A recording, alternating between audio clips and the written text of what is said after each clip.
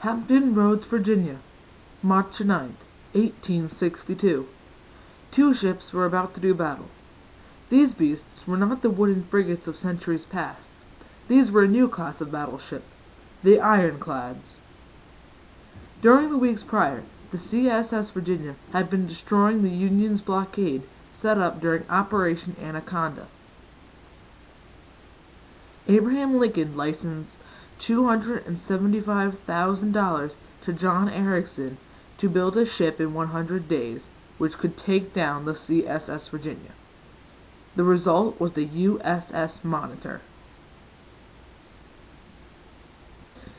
USS Monitor.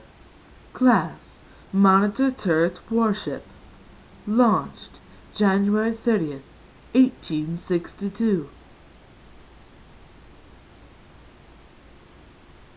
Commissioned February 25th, 1862.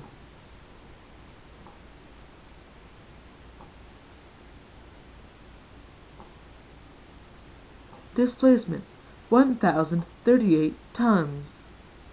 Armament 2 11-inch Dahlgren guns in a revolving turret. The Monitor was sent to Hampton Roads, Virginia, under the command of Lieutenant John L. Worden. Although the Monitor was not stable, and the public was skeptical and viewed it as bulky and not seaworthy, John L. Worden accepted command of the USS Monitor and set off to Hampton Roads, Virginia. The Monitor arrived in the night and saved the marooned USS Minnesota and her crew. In the morning, the USS Monitor and CSS Virginia faced off in the first battle of the Ironclads. CSS Virginia. Class: Screw Ironclad Ram.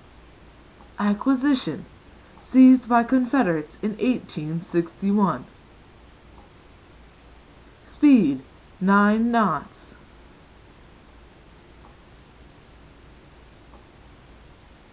Power plant: horizontal 2-cylinder steam engines. Armament: 10 12-pound cannons, 4 on the port and starboard sides, 1 in the bow and stern.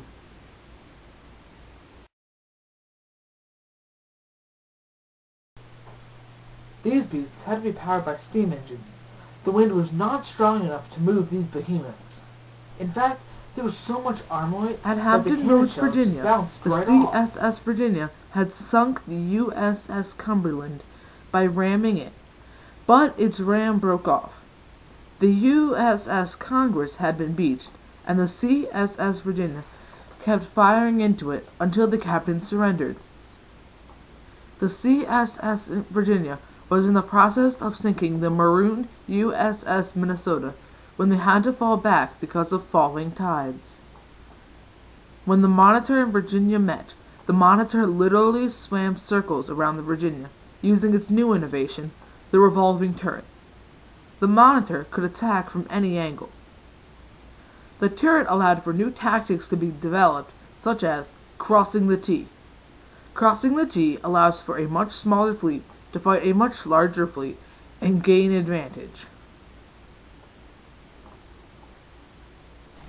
Crossing the T is a formation where one ship or fleet passes in front of another ship or fleet and brings all of their guns to bear.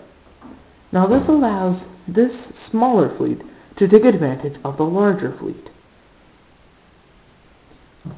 When Taffy 3, a small force of destroyer escorts, and several small carriers took on the entire Japanese Navy in World War II, they had to push the flagship, the Yamato, into submission, and they used this, crossing the T, to do that.